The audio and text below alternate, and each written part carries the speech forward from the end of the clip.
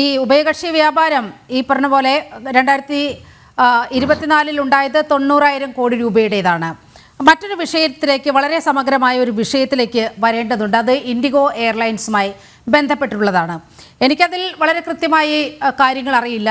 ഇവിടെ ഈ പാനലിലുള്ളവർക്ക് അറിയാമെന്നാണ് എൻ്റെ ഒരു ധാരണ. ഈ ഇൻഡിഗോ എയർലൈൻസിൽ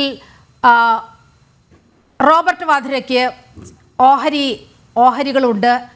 അതിൽ വളരെ കൃത്യമായ നിർണായകമായ ഒരു പൊസിഷൻ ഉണ്ട് എന്നാണ് ഞാൻ മനസ്സിലാക്കുന്നത്. ഇപ്പോൾ ഇൻഡിഗോയുമായി ബന്ധപ്പെട്ടൊരു വാർത്ത വരികയാണ്. അതായത് ടർക്കിഷ് എയർലൈനുകൾ നിരോധിക്കണം, ഇവിടെ സർവീസ് നടത്താൻ അനുവാദം നൽകരുത് എന്നുള്ള ഒരു ആവശ്യം ഇപ്പോൾ ഉയരുന്നുണ്ട്. പക്ഷേ ഇൻഡിഗോ ഇക്കാര്യത്തിൽ പ്രതികരണമായി പറയുന്നത് അത്തരത്തിൽ യാത്രക്കാരുടെ ഗുണത്തിന് കരുതി അവരുടെ ആ സൈഡ് പരിശോധിച്ച് നോക്കുമ്പോൾ അത്തരത്തിൽ ടർക്കിഷ് എയർലൈനെ നിരോധിക്കുന്നത് കൊണ്ട് ദോഷമാണ് ഉണ്ടാകുക എന്നുള്ളൊരു നിലപാട് ഇൻഡിഗോ കൈക്കൊള്ളുകയാണ്. ഇതിനകത്തൊരു രാഷ്ട്രീയമുണ്ട്. ശ്രീ പത്മനാഭൻ, അങ്ങേക്ക് ഈ വിഷയത്തിൽ ഒന്ന് പ്രതികരിച്ചു പോകാമെന്ന് തോന്നുന്നു. അല്ല, ഇതിനൊരു വിഷയം എന്താ അറിയോ, ഈ ഇൻഡിഗോ എയർലൈൻസ് എന്ന് പറയുന്നത് അവരിപ്പം ഇന്ത്യയില് ഞാൻ മനസ്സിലാക്കുന്നത് ഏറ്റവും കൂടുതൽ ഫ്ലൈറ്റ് ഓപ്പറേറ്റ് ചെയ്യുന്ന പ്രൈവറ്റ് കമ്പനി അവരാണെന്നാണ് ഞാൻ മനസ്സിലാക്കുന്നത്. Subject to correction. അവര് വളരെ ചീപ്പായിട്ടാണ് അവരെ ഫ്ലൈറ്റുകൾ അവര് ഉപയോഗിക്കുന്നത്. മാത്രമല്ല അവരുടെ ഒരു പ്രശ്നം അതിന്റെ ഉള്ളത്, അതിന്റെ ഇൻഫ്രാസ്ട്രക്ചർ എന്ന് പറഞ്ഞാൽ ഞാൻ സ്ഥിരം യാത്ര ചെയ്യുന്ന ഒരാളാണ് ഇൻഡിഗോയിൽ. ഞാൻ സിറ്റി ബസ് എന്നാണ് എന്നെ വിളിക്കുക. ഏതാണ്ട് ഒരു സിറ്റി ബസിന്റെ നിലവാരമുള്ള ഒരു സംവിധാനമാണ്. പക്ഷെ നമ്മുടെ നാട്ടിലെ ആളുകളുടെ ഒരു എന്താ പറയാ സാമ്പത്തികമായ അവസ്ഥയ്ക്ക് സാധാരണക്കാർക്ക് പോലും ഉപയോഗിക്കാൻ പറ്റാവുന്ന നിരക്കുകളിൽ അത് കിട്ടാറുണ്ട്. അത് അവർക്ക് വളരെയധികം ഗുണം ചെയ്യുന്ന ഒരു സാഹചര്യമുണ്ട്. പിന്നെ വേറൊരു കാര്യം, അവര് വളരെയധികം ഇന്റർനാഷണൽ ഫ്ലൈറ്റ് ഉപയോഗിക്കുന്നുണ്ട്. മറ്റു പല രാജ്യങ്ങളിലേക്കും ഇൻഡിഗോ ഫ്ലൈറ്റുകളുണ്ട്.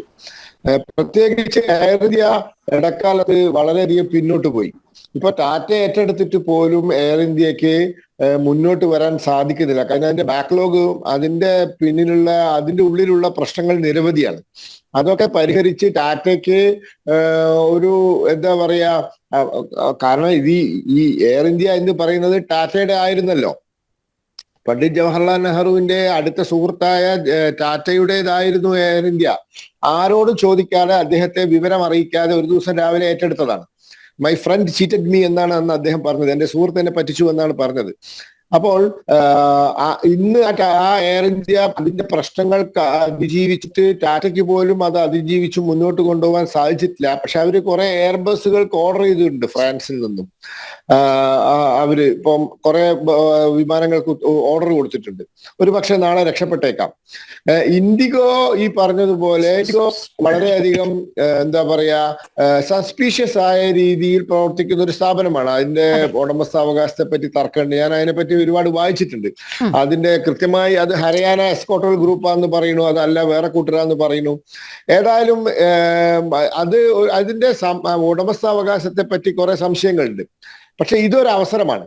ഇത് ഇൻഡിഗോ പോലുള്ള കമ്പനികളുടെ പിന്നിൽ, ഇതിന്റെ ബിഹൈൻഡ് ദ കർട്ടൻ ആരെങ്കിലും നിയന്ത്രിക്കുന്നുണ്ടോ, അതിന് ഫോറിൻ ഇൻട്രസ്റ്റ് ഉണ്ടോ, ഇതൊക്കെ പരിശോധിക്കാൻ ഒരു അവസരമാണ്. ഇത്തരത്തിലുള്ള അവസരങ്ങളിലാണ് പലരും പരിശോധനയ്ക്ക് വിധേയമാവുന്നത്. ഇവിടെ പരിശോധനയ്ക്ക് വിധേയമാവാത്ത പല സംവിധാനങ്ങളുണ്ട്.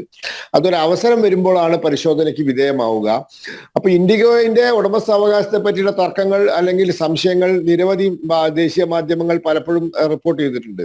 ഏതായാലും ഒരു അവസരത്തിൽ അത് പുറത്തു വരട്ടെ, അതിന്റെ പിന്നിലെ സത്യാവസ്ഥ പുറത്തു വരട്ടെ എന്നാണ്, അല്ലെങ്കിൽ അതിന് കേന്ദ്ര സർക്കാർ തയ്യാറാട്ടെ എന്നാണ് ഞാൻ പ്രതീക്ഷിക്കുന്നത്.